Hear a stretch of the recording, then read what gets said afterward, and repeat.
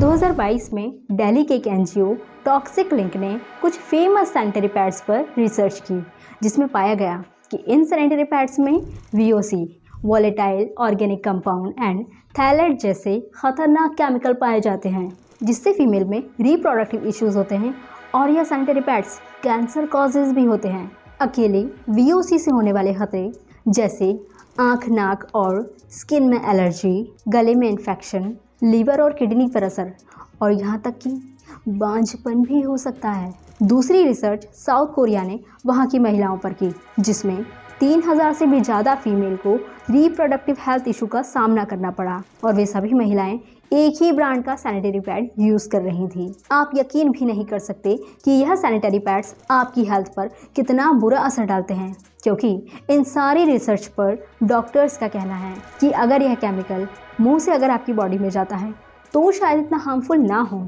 लेकिन यही केमिकल जब वर्जाइना के थ्रू आपकी बॉडी में इंसर्ट करता है तो यह काफ़ी हानिकारक है, क्योंकि यह हमारी बॉडी का बहुत ही सेंसिटिव पार्ट है। और एक्चुअल में तो सैनिटरी पैड्स का इन्वेंशन पीरियड्स के लिए हुआ ही नहीं था। दरअसल इसका इन्वेंशन किसी और चीज़ के लिए हुआ था। सेकेंड वर्ल्ड वॉर के टाइम जब सैनिक काफ़ी संख्या में घायल हो रहे थे तो उनके बहते खून को रोकने के लिए सैनिटरी पैड का इन्वेंशन हुआ और यह सैनिटरी पैड उनके घाव पर लगा दिया जाता था। दरअसल सैनिटरी पैड में मौजूद सेल्यू कॉटन का इन्वेंशन उसी समय हुआ था, जो ब्लड को काफ़ी जल्दी सोख लेता था। तब एक नर्स को आइडिया आया कि यह पीरियड्स के दिनों में भी आसानी से यूजेबल है और इस तरह फिर इन सैनिटरी पैड्स को पीरियड्स में यूज़ किया जाने लगा। लेकिन पास्ट में जब फीमेल सैनिटरी पैड्स यूज़ नहीं करती थी तो वे आखिर क्या यूज़ करती थी? दरअसल ऐसे समय में वे पत्ते, मिट्टी, इवन राख तक का यूज़ करती थी। कुछ टाइम बाद फीमेल कपड़ों का यूज़ करने लगी। यह तो बात हो गई कि पुराने ज़माने में फीमेल मेंस्ट्रुएशन टाइम में क्या यूज़ करती थी। अब ज़रा इस मिथ पर भी नज़र डाल लेते हैं जो कि पीरियड्स को लेकर लोगों के दिमाग में है।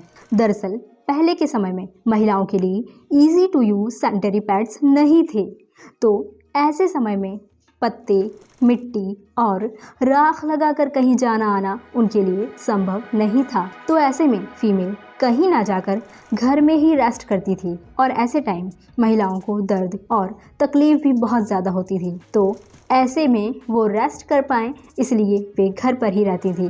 बट इसको लोगों ने उसके अपवित्र होने का साइन बना दिया कि महिला अगर मेंस्ट्रुएट कर रही है इसका मतलब वो अपवित्र है, इसे मंदिर ना जाने दिया जाए, पूजा ना करने दिया जाए, जबकि ऐसा किसी धर्म, किसी ग्रंथ या किसी पुराण में नहीं लिखा कि इस टाइम महिला अपवित्र होती है। यह लोगों के बनाए मिथ हैं और अफसोस की बात यह है कि इसे पढ़े लिखे लोग भी बहुत अच्छे से फॉलो करते हैं। जबकि इस साइन का प्रतीक असम में स्थित कामाख्या देवी मंदिर है, जहां 3 दिन माता के पट बंद रहते हैं जब उनका मेंस्ट्रुएशन टाइम होता है। इसका मतलब कि माता मेंस्ट्रुएट कर रही हैं तो उन्हें रेस्ट करने के लिए 3 दिन उनके पट बंद कर दिए जाते हैं ताकि माँ बिना किसी डिस्टर्बेंस के रेस्ट कर सके। उन्हीं माता के दर्शन करने मेल फीमेल सभी आतुर रहते हैं, उनकी पूजा करते हैं। भगवान अगर मेंस्ट्रुएट कर रहे हैं तो उनकी पूजा की जाती है। वहीं अगर कोई महिला मेंस्ट्रुएट कर रही है तो वो अपवित्र है। अगर मेंस्ट्रुएट कर रही महिला अपवित्र है तो आप और हम सब भी शुद्ध नहीं हैं, क्योंकि जब किसी महिला के पेट में बच्चा होता है तब उसके पीरियड आना बंद हो जाते हैं और वही पीरियड का ब्लड 9 महीने बच्चे को बनाने में लगता है और उस हिसाब से मेल भी शुद्ध नहीं हुआ, वह भी अपवित्र है। और सिर्फ उन्हीं दिनों में नहीं, आप और मैं ऐसे तो हर दिन अपवित्र हैं। फीमेल को ऐसे दिनों में और भी बहुत कुछ सहना पड़ता है, सिर्फ लोगों की गलत सोच की वजह से। जैसे किचन में मत जाओ, खाने पीने का सामान मत छुओ, बल्कि यह सब पहले बस महिलाओं को रेस्ट करने के लिए था ताकि 4 दिन या 5 दिन वह प्रॉपर रेस्ट कर सके, कुछ भी काम ना करे। और दुख की बात यह है कि महिलाएं खुद अपने आप को अपवित्र घोषित करने में लगी हुई हैं। ज़्यादातर महिलाओं का यह मानना है कि पीरियड्स में अगर वे अपने पति को खाना बनाकर खिलाती हैं तो इससे उनकी बुद्धि भ्रष्ट हो जाती है। जिसकी बुद्धि पहले से ही भ्रष्ट है उसको अगर आप खाना बनाकर खिलाओ या ना खिलाओ, अगर वह मूर्ख है तो मूर्ख ही रहेगा। ऐसे में सबसे पहले महिलाओं को अपनी सोच बदलना बहुत ज़रूरी है। खुद ही खुद के दुश्मन ना बने, अपनी सोच बदलें और खुल के जिएं।